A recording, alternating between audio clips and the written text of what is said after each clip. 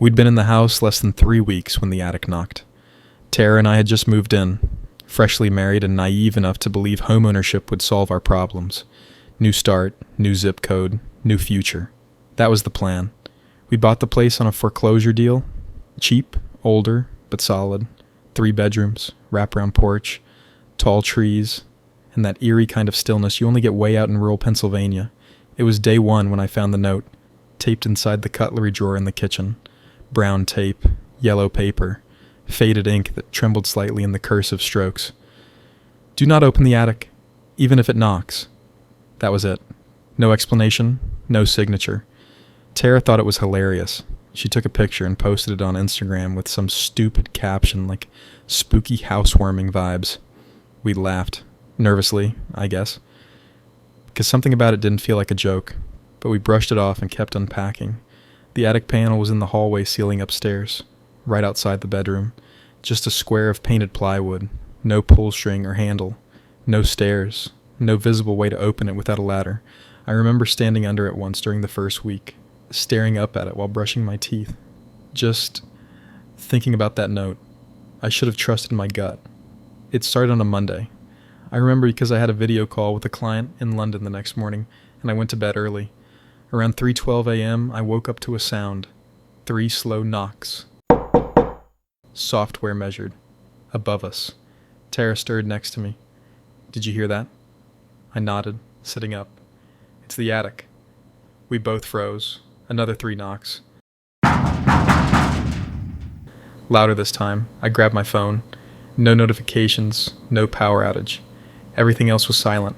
No wind, no thunder, no footsteps. I got up and opened the bedroom door slowly, peeking out into the hallway. Nothing. Just the attic panel sitting there like a sealed wound in the ceiling.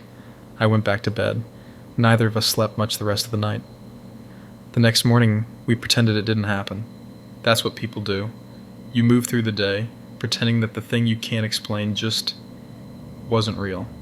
You invent reasons. Maybe it was the pipes. Maybe the wood contracted. Maybe squirrels. But that night, it knocked again. Same time, 3:14 a.m., 3 knocks.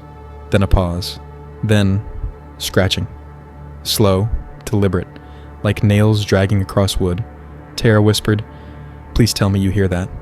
I did. By Friday, we'd heard it every night. Always after 3 a.m., always 3 knocks. Sometimes it scratched. Sometimes it groaned. Once, it sounded like breathing, not loud, just the kind of sound you'd hear if someone was crouched inches from the panel, mouth open, lungs working quietly in the dark. We didn't talk about the note anymore. That weekend, I bought a ladder. Tara didn't want me to. She cried, quietly. Just stood in the hallway, whispering, "Don't open it. Please." Not after the note, but I had to. Sunday afternoon, 2:47 p.m., bright daylight, lights on. I positioned the ladder beneath the panel, held my breath, pushed. The panel creaked upward, dust rained down. It was pitch black up there. Even with the hallway light on, I turned on my phone flashlight. Nothing. Beams, insulation, cobwebs, and something shiny in the far corner. I climbed slowly until my head cleared the opening. The shiny thing was a small metal box, rusted shut. I grabbed it, and that's when I noticed the smell. Sour, like wet carpet and old breath. Not overwhelming, but wrong, human wrong. We opened the box in the kitchen. It took a screwdriver and effort.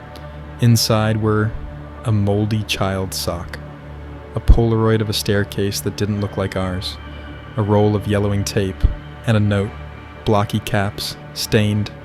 "You let it out." That night, the knocking started at midnight, and it didn't stop.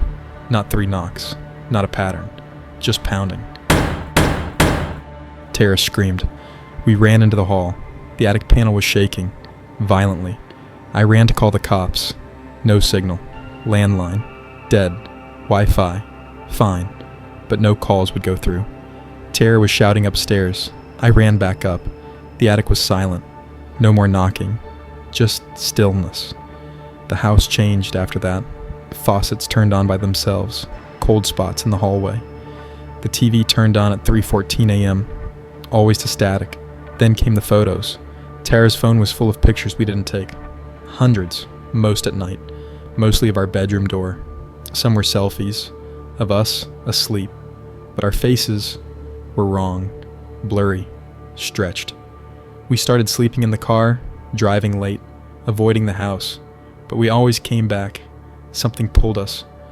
One night, I woke up in the hallway, ladder in place, panel open. Tara was crying in the corner. "You were up there," she whispered. I didn't remember climbing. We packed bags, tried to leave. The tires were slashed, all four. No prints, no sound. The next night, the battery was dead.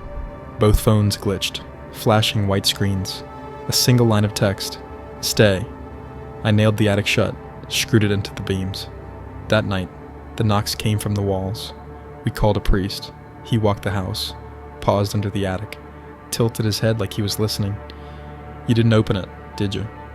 We said nothing. He muttered something in Latin and left. Never came back. His office wouldn't take our calls. Then the dream started. Me in the attic, watching Tara sleep. Tara in the attic, watching me. Same dream, same position. One morning, I snapped. Took a crowbar and flashlight. Climbed back up. The air inside was colder. The space felt wrong. Too deep. I walked forward. Tripped over something. Another box. Wooden this time. Fresh. Inside was a photograph of me, standing in the attic, holding the box. Same clothes, same angle. Behind me, a figure, 8 feet tall, smiling. I ran. That night we slept in the car, drove to Tara's sister's place, 3 towns over, came back the next morning to pack the rest. But the house was empty, stripped. No furniture, no dishes, no trace we had ever lived there. Just the attic panel, still sealed, and a note taped to the front door. Fresh ink, same handwriting. "Don't open the attic, even if it knocks." We never spoke about it again. We don't sleep with the lights off. And every night, at 3:14 a.m., we both wake up, staring at the ceiling, waiting, just in case.